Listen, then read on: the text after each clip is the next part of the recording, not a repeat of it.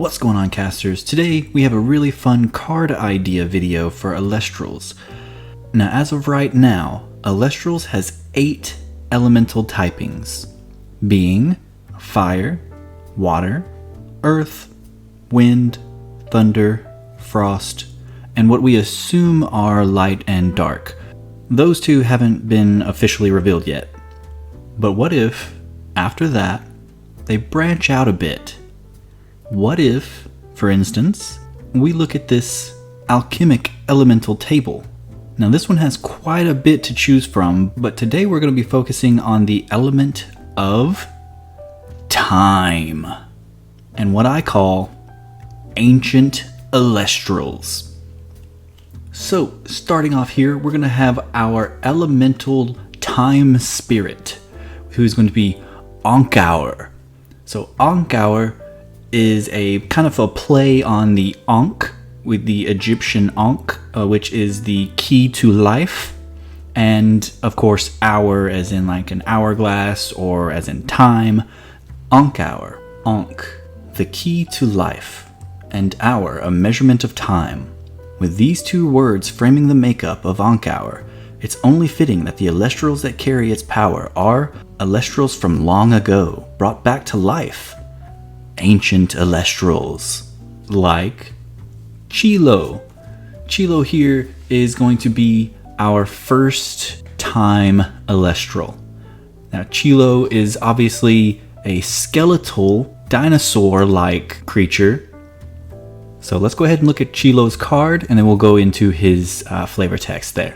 So Chilo is a 1-drop time spirit, 5 attack, 1 defense, because being a more or less zombie kind of makes you pretty brittle. When this Chilo destroys an opponent's Elestral in battle, target an opponent's Elestral, and until the start of your next turn, that Elestral cannot Nexus or Ascend. So essentially what I've done here is make the time elemental creatures and time cards deal with Ascension and Nexusing, so that it essentially controls time or alters time in a way. But here is Chilo's flavor text. Brought back to life from a fossil, Chilo is an ancient Elestral that loves the sound of music.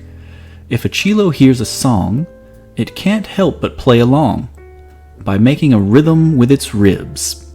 But don't interrupt before the song is over, or you'll regret it. Alright, so that's Chilo. He's absolutely adorable, very lovely. Even if he is a zombie, he's so cute, and I love him so much. Alright, so now we're going to be moving on to our 2-drop time creature, Thricera. So Thricera is a 2-drop, 7 attack, 2 defense, so still keeping that low defense there. If this Thricera battles a defense position Elestral, your opponent must expend 1 spirit of any color. When this Thricera destroys an opponent's Elestral with enchantment cost 2 spirit of any color or more, you can special ascend into Megalalore from your hand or deck.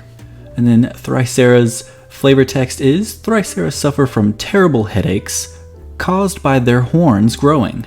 So even after death, their horns will still grow, and that causes them much pain. This can mean that they may go on a rampage, bashing their tough horns on anything in their path in an attempt to ease the pain.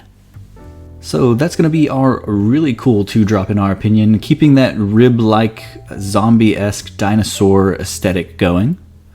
Now we're going to hit our 3-drop, which is a much larger version of Thricera. 3-drop, 12 attack, 3 defense, so still staying really low on that defense. A lot of Elestrals can take it out, so it's not overpowered. It just has control over your ascensions. So, but with that being said, with such low defense, even 1-drop Elestrals usually won't have too much of a problem. But with that being said, when you cast this Megalalore, you can target up to 2 Elestrals in your opponent's Elestral row. If those Elestral are enchantment cost 2 spirit of any color or more, your opponent must unascend them into their previous Elestral, or expend 3 spirit of any color for each they do not. So if your Elestral that you ascended from is in your underworld, you would have to take it from your underworld and reascend into that. So let's say it's a 3-drop. The 3-drop would now switch places with the previous Elestral in the underworld. It would keep all its spirits, things of that nature. But if you somehow took it out of your underworld, or if you took your like 2-drop or whatever out of your underworld before this ability was cast, so there wasn't a target as far as your previous Elestral, you would there be forced to expend 3, or you could just choose to expend 3.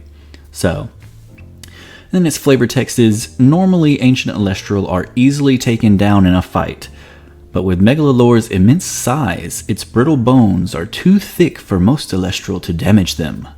So that's going to be our 3-drop. Now we're going to move on to our Divine Ruin for the time, which is going to be Kronos. Kronos, the god of time. So let's go ahead and go over the card here. When you cast this Kronos, you can enchant up to 3 Time Spirit to it. If you have a 3-cost Time Spirit Elestral on your field, your opponent cannot Nexus or Ascend to any 3-cost Elestral.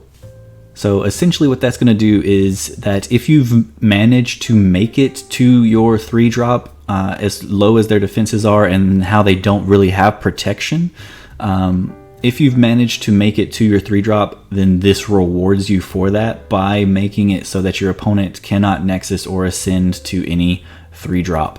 And then its flavor text is, Kronos, the god of time. Kronos can peer into the past, present, and future. He can see an Elestral's truest potential and cause a chain of events to ensure it never happens. And that's going to be our new elemental typing with our Time Spirit and Ancient Elestrals card ideas. So with that being said, I hope you guys enjoyed this. I really enjoyed this. I thought this was such a cool idea, and I kind of hope that it actually happens, especially because ever since the game started, I've been kind of, in a sense, begging, but not like just outright begging. I've been like putting in every single video that I've posted that I hope that there's a lot of dinosaurs, or I hope that we get more dinosaurs, because I'm a big fan of dinosaurs and ancient fossils and things like that. So I thought this was really cool. This definitely speaks to my tastes more than anything, but I hope you guys did enjoy it. If you did enjoy it, definitely hit that like button down below. Let me know what you guys thought about the cards. If you guys thought that they were too overpowered, if you guys thought that they would never be in the game, if you guys think that these cards are perfectly viable and could be really cool in the game, definitely let me know in the comments down below. Maybe we can get A-Drive and the Elestrals team on board with something like this. I think that'd be really cool. And if you want to know more about Elestrals, the actual card game, go to Elestrals.com. They have such great work going on. I'm so excited for the card game. We're starting out base 1 really soon, so I hope to see more and more players as time goes on. And also, if you guys want to know more about Elestrals or the updates they're in that they usually have, you can check out their YouTube channel, which they have all kinds of updates on there all the time. So I'm going to get the heck out of here. Have a great day. Peace out.